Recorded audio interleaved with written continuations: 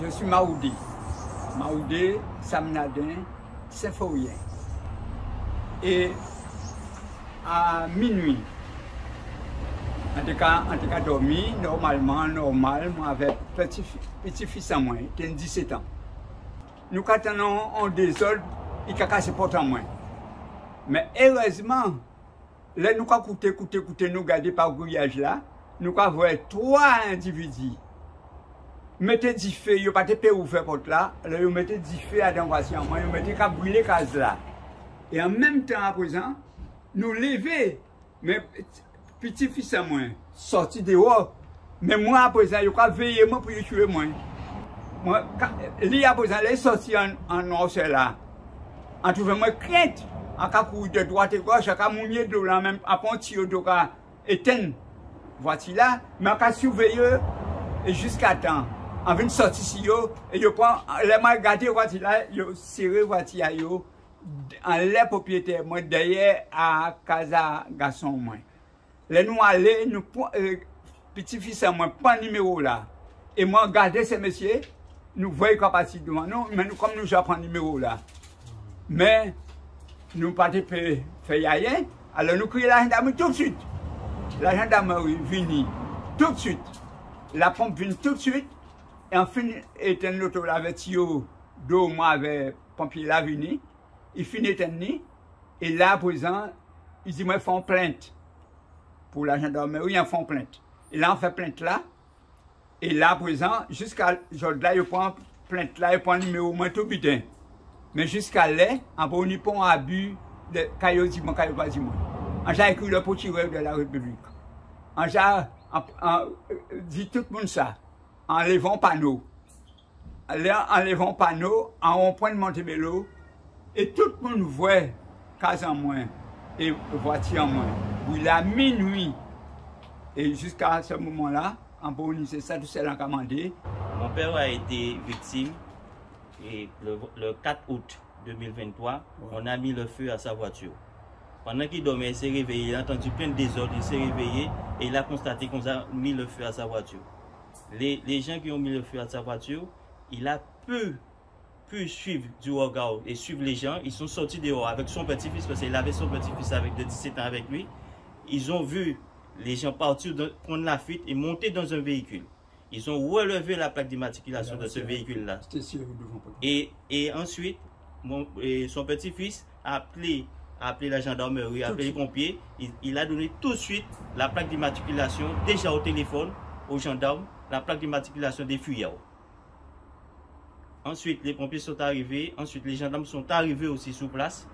Il a redonné encore aux gendarmes qui est venu sur place la plaque d'immatriculation. Ils ont tout noté, ils ont tout pris. Le lendemain, mon père a été déposé plainte et avec son petit-fils, l'a accompagné, parce que c'était les 2 présents à ce moment-là. Ils sont à la gendarmerie, ils ont déposé plainte. Ils ont donné la plaque d'immatriculation du véhicule. Après, 2 jours après, les gendarmes ont convoqué, ils ont trouvé leur véhicule. Ils ont dit que c'est un véhicule de location. Ils ont trouvé qui a loué le véhicule. Qui a loué le véhicule? C'était le fils de la dame que mon père est en procédure de justice parce qu'elle exploite le terrain de mon père. C'est cette plaque d'immatriculation qui nous a permis de remonter au fils de la dame qui exploite le terrain de mon père.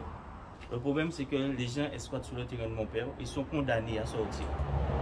Ils ont été condamnés par la justice. Ils ont été condamnés par le tribunal à sortir il y a 10 ans de ça et jusqu'à maintenant ils sont là.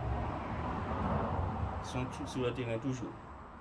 Et ils font des trucs qu'on ne peut pas imaginer. Cassent les clôtures, ils font plein de trucs, mais en cachette qu'ils l'ont fait. Ils font jamais des trucs pour qu'on puisse les voir.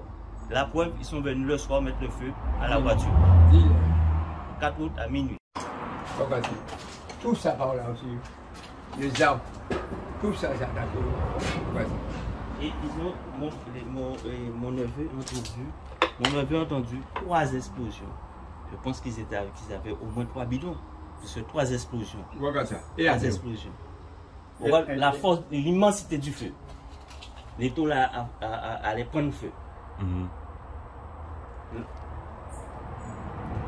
Tout le mur de la maison.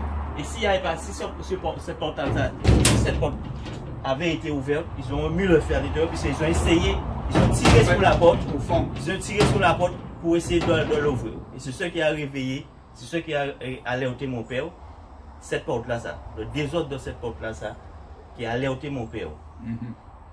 Et quand mon père a été alerté, ils ont regardé par la jalousie, cette jalousie-là, ça. Ils ont regardé par la jalousie de la cuisine. Et c'est à ce moment-là, ça, ils voient les gens, ils montent le feu en même temps. J'ai lancé dehors. Et le gars qui a mis le feu, il avait déjà un autre qui l'attendait là.